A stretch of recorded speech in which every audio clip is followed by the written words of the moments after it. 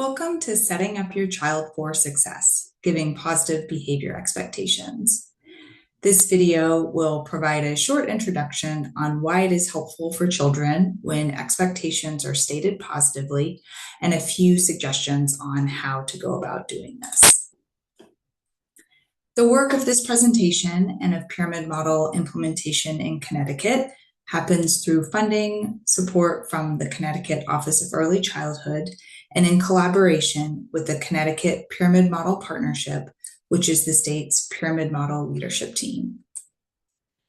The agenda for this short video is really to focus on behavior expectations, and I'll talk about why we need to teach them as well as how to teach them. Let's start with the why.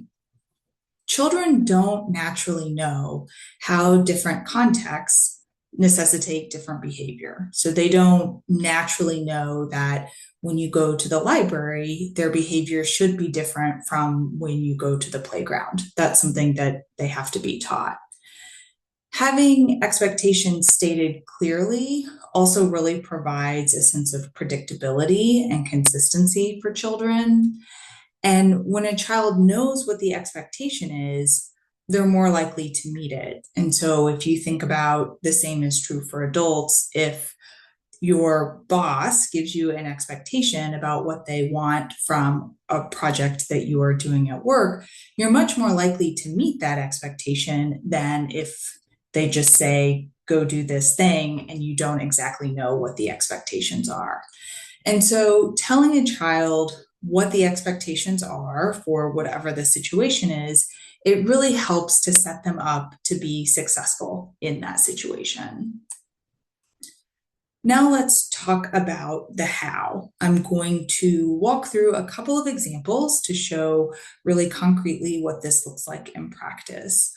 Overall, the goal is to state expectations that are positive, and by positive I mean we're saying what we want children to do as opposed to what we don't want them to do. They should be succinct, and they should be made as a statement as opposed to a question. So, for example, rather than don't wander or do you want to hold my hand, you say hold my hand. Instead of stop running, no running, okay? You use your walking feet. Rather than no hitting, will you stop hitting? Use keep your own hands on your own body. Instead of don't yell, can you use a lower voice? You say use an indoor voice. Rather than don't stand, do you want to sit down? You tell the child sit on your bottom. Rather than stop throwing food, why are you throwing your food? You tell them keep your food on your plate.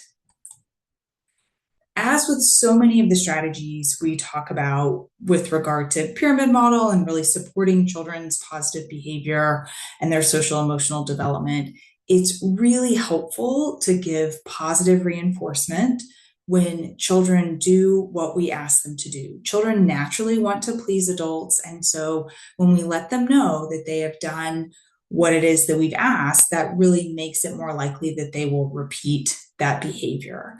And so, for example, you might say, thank you for holding my hand. That keeps you safe while we cross the street. Or you're using your walking feet. I appreciate that. I see you keeping your hands to yourself. Thank you for respecting your brother's space. You could also whisper, if the situation calls for it, I appreciate you using your indoor voice at the library. Or you're sitting in your seat. Thank you. Seats are for sitting in. Or I noticed that you moved the food you don't want to the side of your plate instead of throwing it. That is so helpful. If the behavior that you're looking for is in line with a classroom rule that you use in your classroom or a rule in your family's home, it can also be helpful to tie your reinforcement to how that behavior meets sort of like the family rule or expectation or the classroom rule or expectation. Here are a couple of resources that might be helpful. The top handout provides some quick tips on why behavior expectations are important and how to give them. And the bottom handout is from NCPMI, the National Purveyors of the Pyramid Model, and it gives some just additional examples of sort of common scenarios where we might be more likely to say, don't do something, and how to reframe that. So both of these will be linked in the description of this video so that you can access them. As I wrap up, I encourage you to just take a moment and think about how and where you might be able to put this into practice. And so you might consider, what is an activity or an area of your routine where you would like to state your expectations to your child? How could you state your expectations positively in terms of what you want them to do, very succinctly, and as a statement?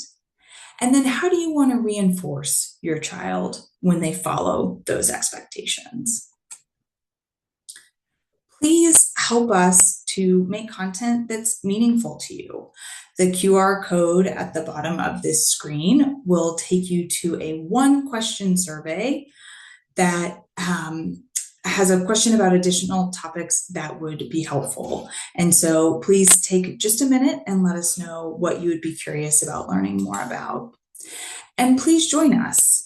The best place to get up-to-date information is in the newsletter. And so we will put a link to the newsletter to sign up for the newsletter in the description of the recording. In addition, the QR code on this slide will take you to a Padlet that has links to other playlists with information about the pyramid model in general and the pyramid model activities in Connecticut, as well as a playlist of other short videos like this one that are addressing pyramid model strategies, really geared particularly towards families.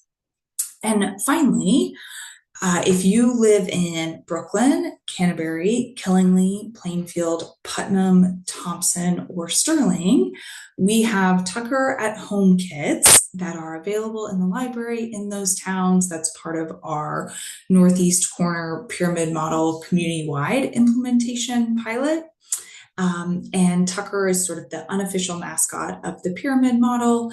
He comes with a great social story and a plush about when he runs into a problem, kind of tucking inside and thinking about solutions, and then coming out and trying a solution and seeing if it works. So if you live in one of those towns, please take a look at your library and go check out Tucker when you have a chance. And we really appreciate you taking a few minutes to watch this video. We look forward to seeing you at another pyramid model activity. If you have any questions or would like to connect, please reach out anytime at peak@uconn.edu. Thanks so much.